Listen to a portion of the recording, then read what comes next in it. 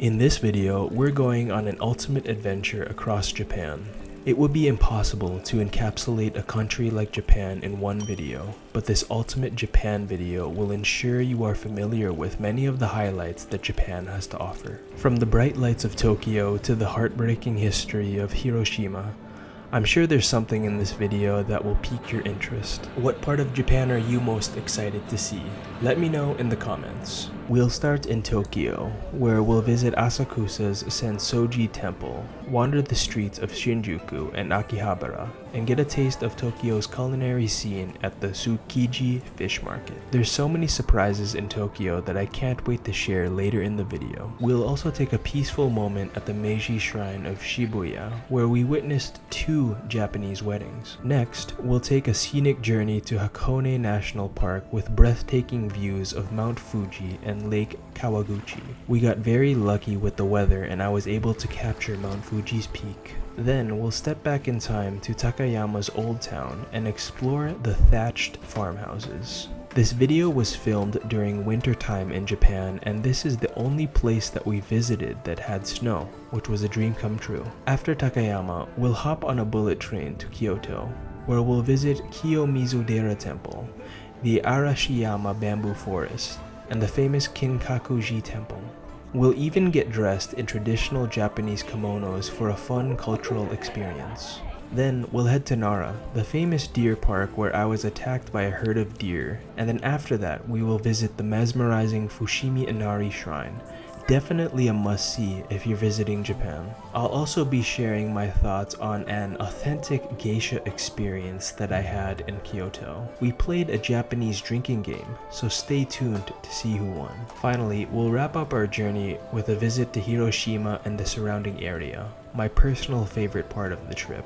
We're going to visit Hiroshima Castle, a reconstruction of the original castle that was destroyed by the atomic bomb. After that, we'll learn about the history of the atomic bomb and how it affected Hiroshima by visiting the Peace Memorial Museum, which is a deeply emotional experience. Finally, we're going to finish the video by taking a boat ride to the peaceful Miyajima island off the coast of Hiroshima for a peaceful send-off.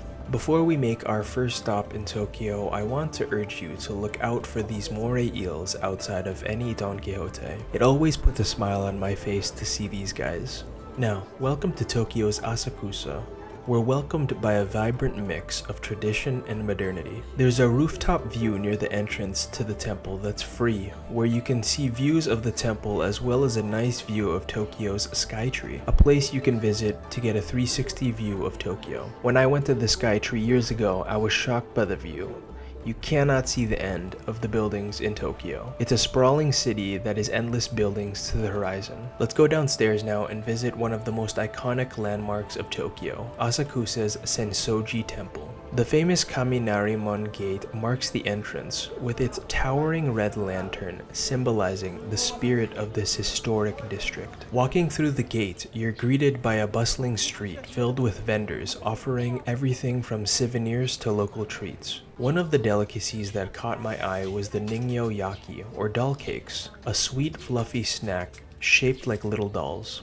It was so interesting to see the machinery that automatically made these doll cakes and packed them in their little plastic baggies. I needed to try this. This is one of the many traditional snacks you'll find in the area. As you continue down the street, you'll catch a glimpse of the Sensoji Temple itself. It's a breathtaking sight with its magnificent 5-story pagoda standing tall against the Tokyo skyline. The temple is not just a place of worship, but a symbol of Japan's rich history. One of the rituals here is burning incense. The smoke is believed to cure wrinkles and promote health, so I couldn't resist letting it touch my face for a bit of good luck. And of course, no visit to Sensoji Temple is complete without participating in the cleansing ritual at the temple. It's a meaningful way to purify yourself before approaching the sacred grounds.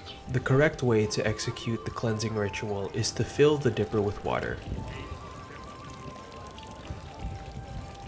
Wash your left hand, then your right hand. Cup your left hand and fill it with water. Swish the water in your mouth. Spit it out. Wash your left hand. Then wash the dipper by turning the dipper vertically to let the water drip down the handle. Afterwards, I received my fortune from the temple, which added an extra layer of magic to the experience. Most temples in Japan will have a 10% rate of a bad fortune. Sensoji Temple has a 30% chance of a bad fortune. This is how you get your fortune. This is the device that holds all the fortunes, and it's 100 yen.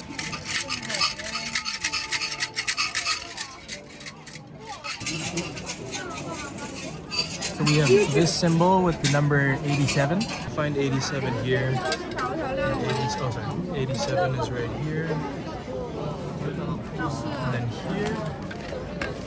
So I got number 87, and it is called the best fortune. It says, you will meet good luck by chance, just like getting a gem from the rocks while you are digging. Even if you are righteous and have a chance to be successful, nothing can be achieved unless you work hard. Your wishes will be realized, the patient will get well, the lost article will be found, the person you're waiting for will come. Building a new house and removal are both good. It is good to make a trip. We are back in the hotel room, and I found this doll cake in my pocket. I forgot that I bought this. I just kept on filming around the area. We're gonna try this real quick and I'll show you guys what's inside.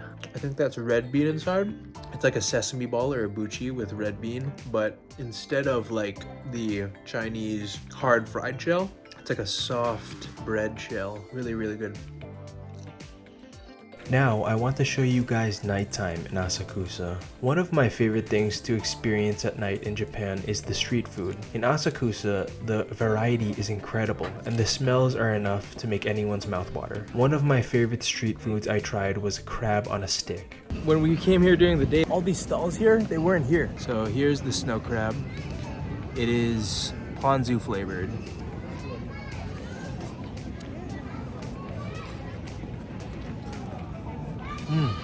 Very, very good, very soft snow crab with ponzu. Amazing.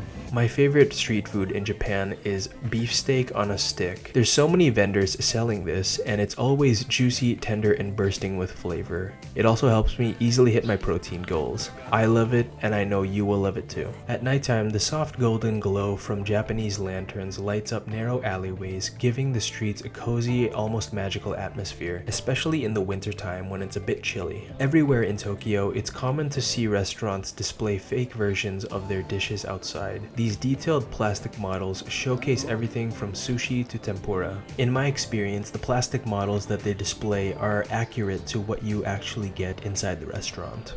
Now that it's at night, you can really see it lit up.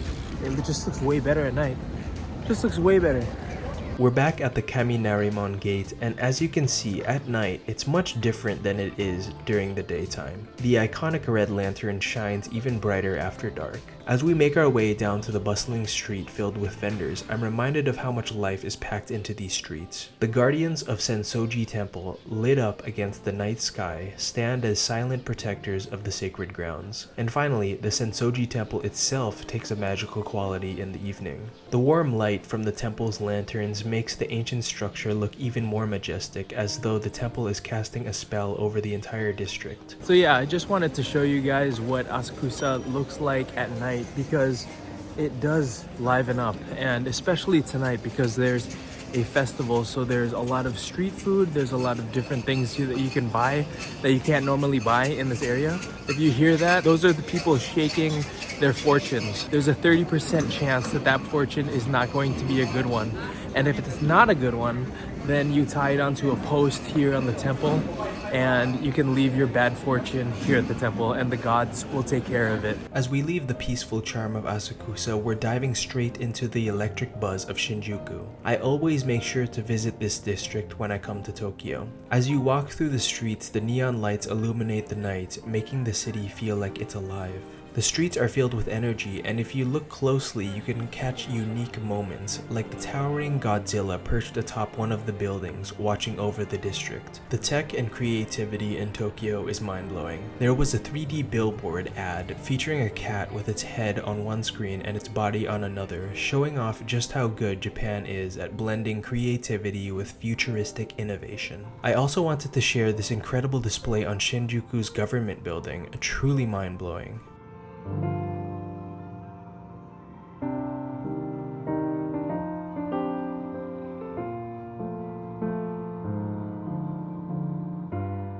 And here's something you might not know if you're planning to visit.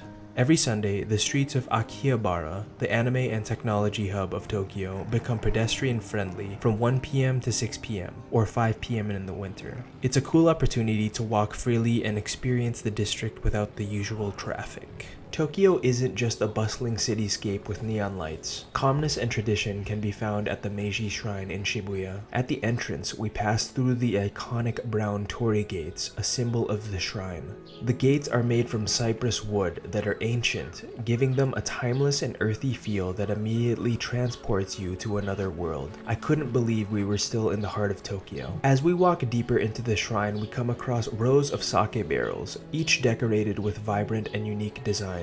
These barrels, offered as gifts to the shrine, are a beautiful blend of tradition and artistry. The peaceful atmosphere of Meiji Shrine is also a place of celebration. During our visit, we were fortunate enough to witness 2 traditional Japanese weddings. The brides and grooms, surrounded by their families, are dressed in beautiful kimonos and yukatas, celebrating the start of a new chapter in their lives. As we continue our walk, we pass by wooden plaques known as ema. People write their hopes and wishes on these plaques before leaving them at the shrine, a symbolic offering to the gods, hoping their desires will be granted. It's incredible how much Japan preserves their tradition and culture. Another tradition synonymous with Japan is sushi making. Watch as this fish is handled by a skilled chef, carefully preparing the whole thing, slicing it with precision to create the perfect pieces of sushi. The process is meticulous, with each cut reflecting years of tradition and expertise. Here's the sushi I made, and I'm pretty proud of how it turned out.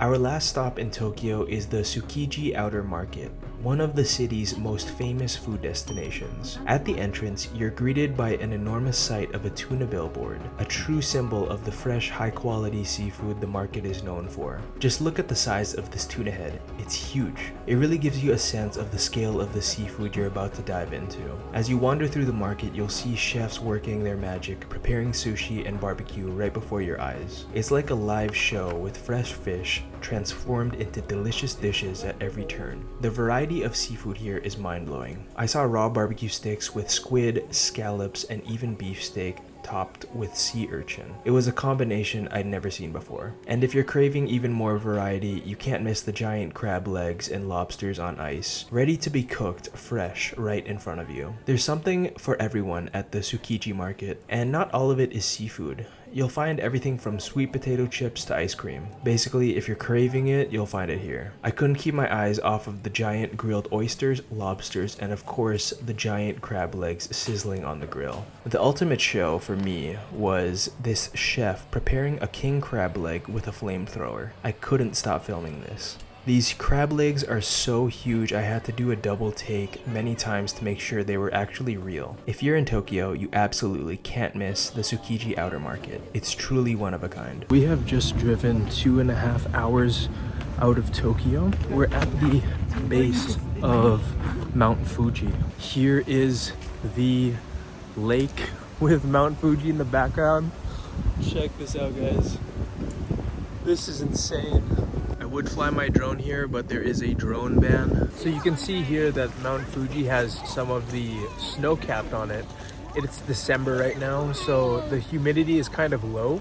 In the summer when the humidity is high, it's less of a chance to get a good view of Mount Fuji. There are still some clouds, but you can still see the general shape and the snow cap of Mount Fuji, which is pretty cool. I believe no trip to Japan is complete without witnessing Mount Fuji, one of the country's most iconic landmarks. Here at Lake Kawaguchi, the view of Mount Fuji is one of the best in the area. More times than not, the top of Mount Fuji is hidden by clouds. It's a rare sight to see the peak clearly. Mount Fuji is so significant to Japan, both as a natural wonder and a cultural symbol. It's considered sacred and has been revered for centuries in Japanese art, literature, and even religious practices. You can climb Mount Fuji during a small window each year, from early July to early September when the trails are open. Outside of those months, the mountain is off limits for safety reasons due to the weather. In Japan, there's a saying about climbing Mount Fuji. If you've never climbed it,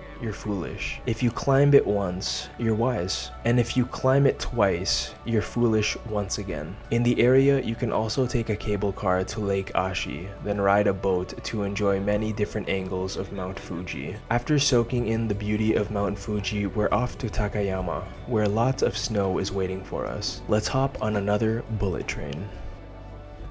Along the way to Takayama, I met a friendly man named Yuta, who shared some delicious Japanese mandarin oranges with me. Yuta was very kind and told me to enjoy the rest of my adventures in Japan. As we entered Takayama, I was greeted by stunning snow-capped mountains that surrounded the area. Japan is a country defined by its mountains. Over 70% of the land is mountainous. There's only a small percentage of dedicated lakes, rivers, and livable space. This unique geography has shaped the Japanese way of life, especially their ability to live in small places while keeping everything meticulously clean. To reach the famous thatched house village, I crossed a picturesque bridge covered in snow and ice, with a snowman welcoming us at the entrance. I walked through a torii gate and was greeted by playful snow ducks and even tried a traditional rice hat as I explored the village. The village itself, with its traditional thatched roof houses, felt like living in a postcard from rural Japan's past. This Japanese village was beautiful, especially in the wintertime with the serene backdrop of snow-covered mountains. I couldn't help but marvel at the old-school fire hydrants, the koi swimming in the cold, clear waters, and the peaceful stillness of the snow-covered landscape. My favorite part of this experience was visiting a thatched house. We went inside and I learned more about how the people in this region lived year-round. The house is heated by a single fire on the first floor, with multiple floors above. This one was 4 floors. There was artwork on the walls depicting the house in spring, with enormous sprinklers watering the village. There were statues of Japanese fishermen and even a Buddha shrine. On the second floor, there were graphics describing clothing, spinning, and farming traditions in the area. Each floor up to the 4th floor offered smaller and smaller windows to look out to the village from.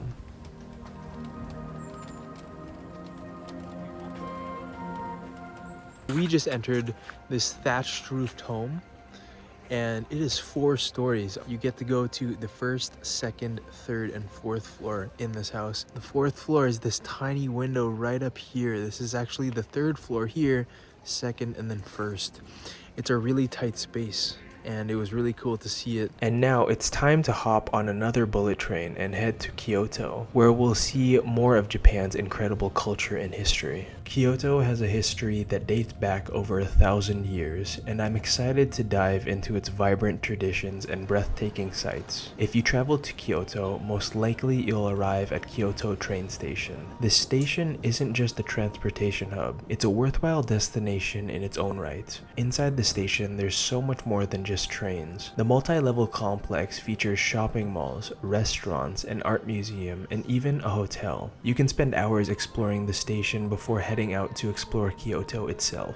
One of the highlights of the station is its skyway, an elevated walkway that offers stunning views of Kyoto City. From Kyoto Station, one of the landmarks you'll spot is the Nidec Kyoto Tower. This iconic structure stands tall above the city and offers panoramic 360-degree views that stretch across Kyoto and beyond. As I made my way to the observation deck, I was greeted by a spectacular nighttime view of the city. From up here, you can truly grasp the size and layout of Kyoto. The zoom on the free binoculars is so powerful that you can clearly see cars and people that just look like specks from the top of the tower. I had an especially fun time watching the trains pull into Kyoto Station. It's amazing to witness Kyoto from such a vast and distant perspective. When you visit Kyoto, visiting this tower will put into context all of the other places you will visit, like the Kiyomizu-dera Temple. You can see Kyoto Tower from the hillside that Kiyomizu-dera Temple is nestled in. This temple is one of Japan's most iconic and historically significant landmarks. This UNESCO World Heritage Site has been a place of worship for over 1,200 years, and it continues to inspire visitors with its stunning architecture and spiritual presence. What truly makes Kiyomizu-dera unforgettable is its breathtaking main hall, or hondo, which is perched on a wooden stage that juts out over the hillside. Supported by hundreds of massive wooden pillars, the stage offers spectacular spectacular views of the surrounding trees, especially during the cherry blossom season in the spring and the vibrant autumn colors. The temple's name, Kiyomizu, means pure water. Visitors are encouraged to drink from its streams, believed to grant blessings of love, longevity, or success in studies. It's said that if you drink from one of these streams, you'll receive this gift, making it a place of both spiritual reflection and personal hope. Kiyomizu-dera also holds deep cultural significance in Japan. It is dedicated to the goddess of mercy, Kannon, and the temple has been long a place of prayer for those seeking guidance and protection. Its role in Japanese religious history, combined with its architectural beauty, makes Kiyomizu-dera a must-see on any trip to Kyoto.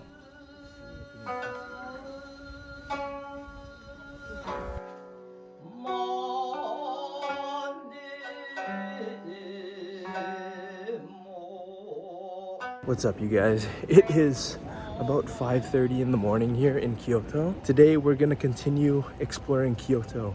So let's have fun with it, and I'll see you guys in the next clip. Just outside of Kyoto lies the Arashiyama bamboo forest, a serene escape into one of Japan's most enchanting landscapes. As you step into this forest, you're immediately surrounded by towering bamboo stalks that seem to stretch endlessly towards the sky, creating a peaceful atmosphere to stroll through. Bamboo holds a deep significance in Japanese culture. For centuries, it has been a symbol of strength, resilience, and protection. It's believed to ward off evil spirits, which is why you'll often see bamboo fences or talismans near temples and homes. Beyond its symbolism, bamboo is also highly practical. It's used for everything from construction and crafts to traditional Japanese instruments and even food. Watching the workers here cutting down the bamboo is a reminder of how this material is still a vital part of daily life in Japan. The Arashiyama bamboo forest is a nice quick excursion that shouldn't take you more than a few hours to enjoy. After the walk, you can enjoy a rickshaw ride along the river just outside the bamboo forest. Rickshaw rides are a traditional mode of transportation that offer a unique way to experience the picturesque scenery and learn more about the area from a local perspective. We were lucky enough to get the only female rickshaw driver in the area. Rickshaws can be found all over Japan, not just in this area. Rickshaw drivers, or shafu, are incredibly skilled. They not only pull the rickshaw, but they also share fascinating stories about the local history and culture of the area you decide to ride through.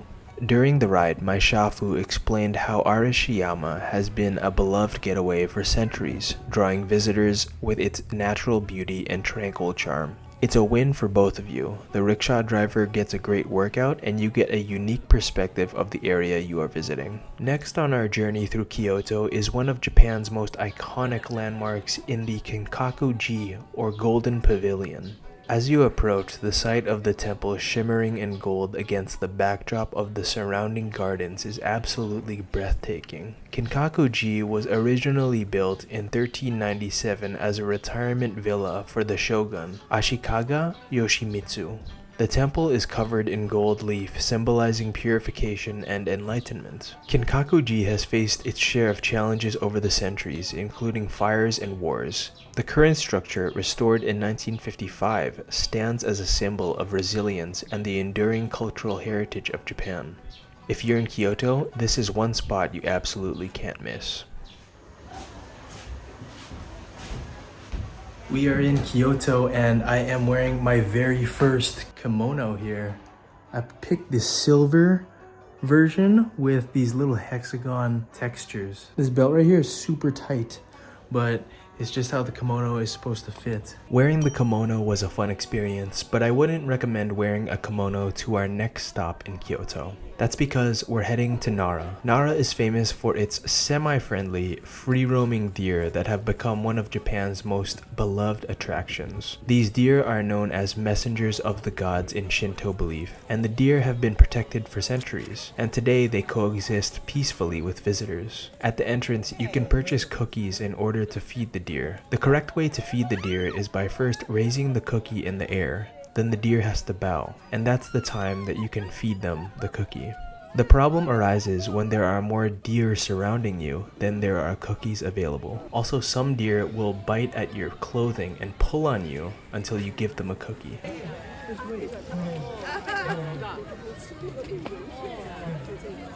Hey!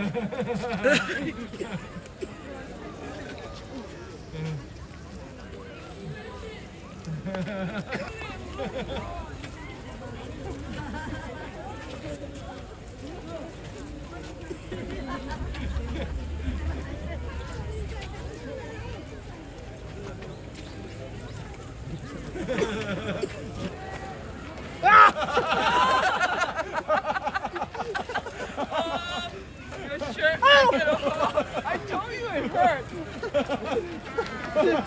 Yeah, we need to ration these. Yeah. We need to ration these. They all look the same. I want to like evenly distribute it, but they all look the same. Yes, sir. But you got a break-in cord. Oh yeah, there you go. Oh, see? This is me. This one's a mean one. Stop that. Hey. There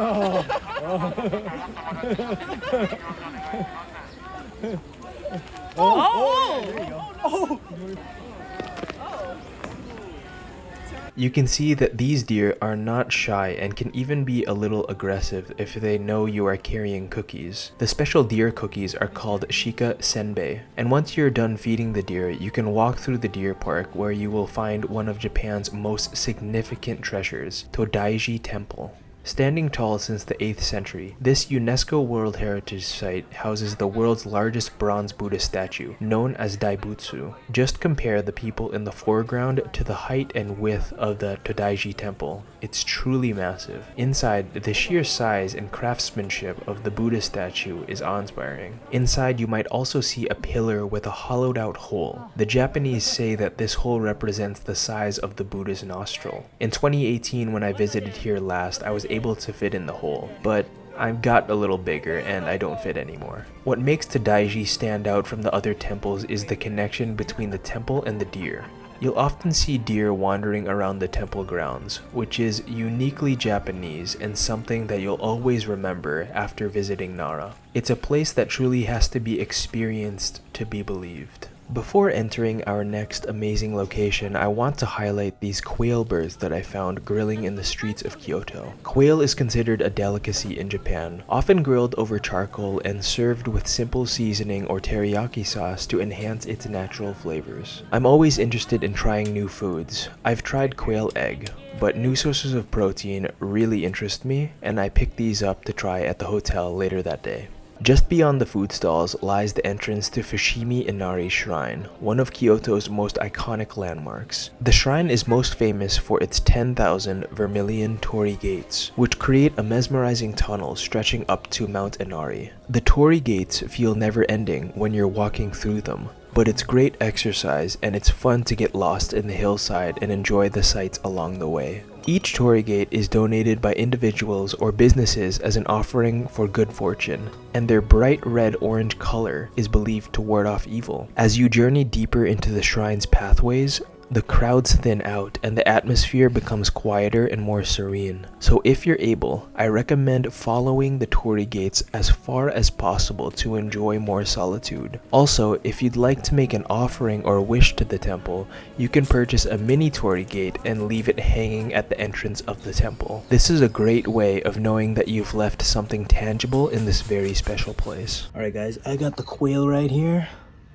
Let's try it out.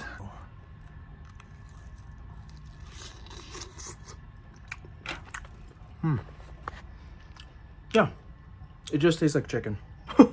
I know that's like the normal answer, but it does just taste like chicken. It's like a teriyaki flavoring on there, so it's really, really good. Kyoto is home to one of Japan's most fascinating and misunderstood traditions, the geisha. For centuries, geisha have been the keepers of refined Japanese arts, trained in traditional music, dance, and conversation. One of the biggest misconceptions about geisha is that they are involved in less than respectable professions. In reality, geisha have always been highly skilled artists, dedicating years of training to perfecting their craft. Their name itself, geisha, translates to person of the arts. After dinner and a dance, the Mako showed us a Japanese drinking game. These are the rules. Two people sit opposite of each other with a bowl in the middle. You both alternate touching the middle with your hand open in a rhythmic pattern. At any time, either player can grab the bowl in the middle. If the bowl is grabbed, the opposite player has to touch the middle with a fist instead of an open hand on their next turn. If you mess up and touch the middle with a fist when the bowl is still in the middle, or touch the middle with an open hand when the bowl has been grabbed by the other person, you lose and you drink. I'll let this one play out.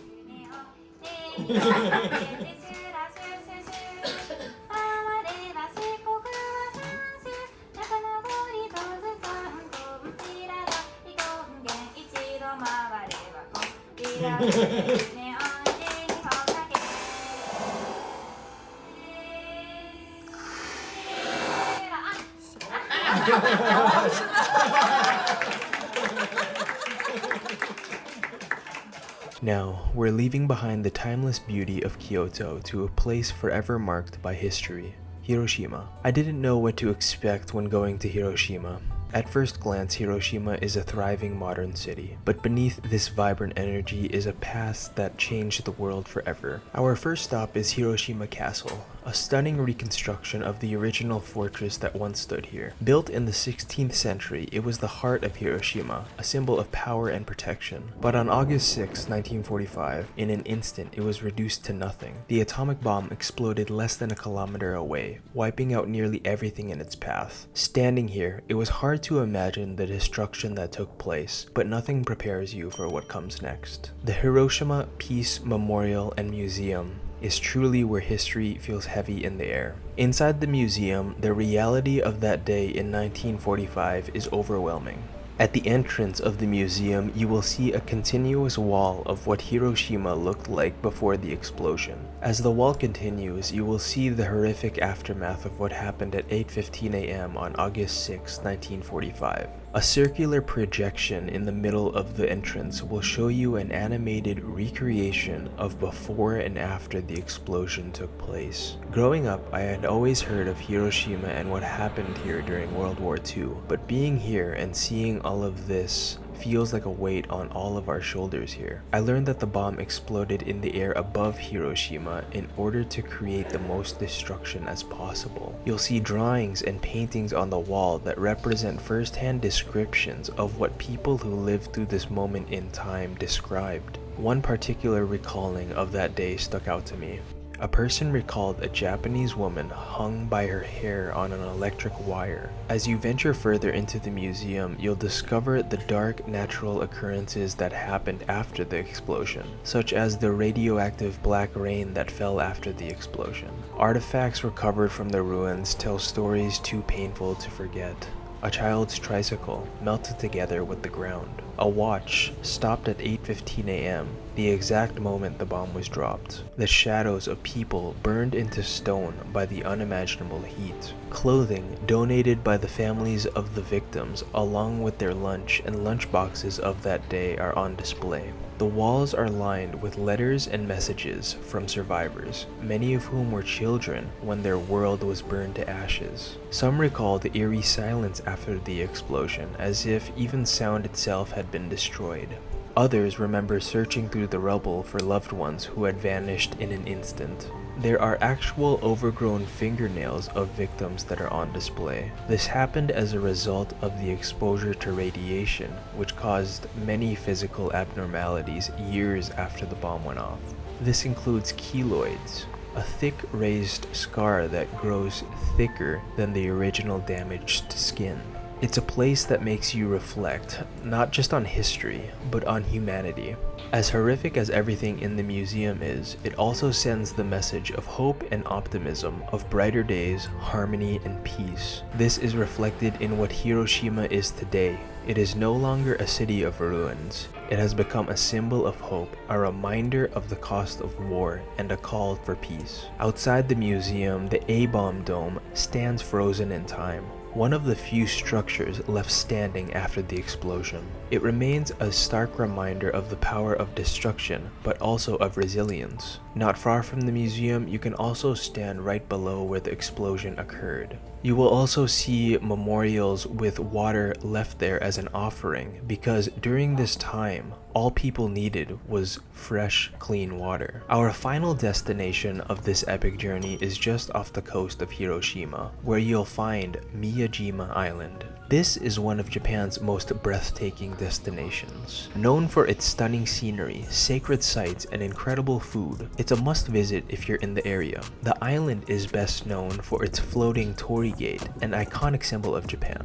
As the tide rises, the torii gate appears to float on the water, creating a mystical and picture-perfect view. At low tide, you can actually walk right up to it, touching a piece of history that has stood for centuries. But the magic of Miyajima doesn't stop there. Just like Nara, you'll find wild deer roaming freely. Of course, no trip to Miyajima is complete without trying the local food specialties. Street vendors line the paths, offering delicious bites like stick barbecue, fried fish, fried mochi, and the island's main staple, oysters. Miyajima is famous for its plump, juicy oysters, served grilled, raw, or deep fried. They're some of the best you'll find in all of Japan. Miyajima Island is the perfect day trip from Hiroshima, offering a mix of cultural heritage, natural beauty, and incredible food. Whether you're here to take in the views, interact with deer, or indulge in the local cuisine, this island is a unique Japanese experience you won't forget. Alright guys, we have just wrapped up our tour of Japan. We are finishing the trip here in Hiroshima. And I have to say, Hiroshima, being here, hearing the history growing up about the atomic bomb and the fallout and how it affected the people here, it really hit differently at the Peace Memorial. I just have a greater appreciation for the resilience of the Japanese people after seeing what they had to go through throughout the decades after the atomic bomb hit, and just how much they've moved on and gotten stronger since that happened. I just have so much love for Japan, and I'm gonna put so much love into this video. So if you watched to the very end, thank you so much, and I'll see you in the next adventure. Thank you for watching. I'll see you guys in the next one.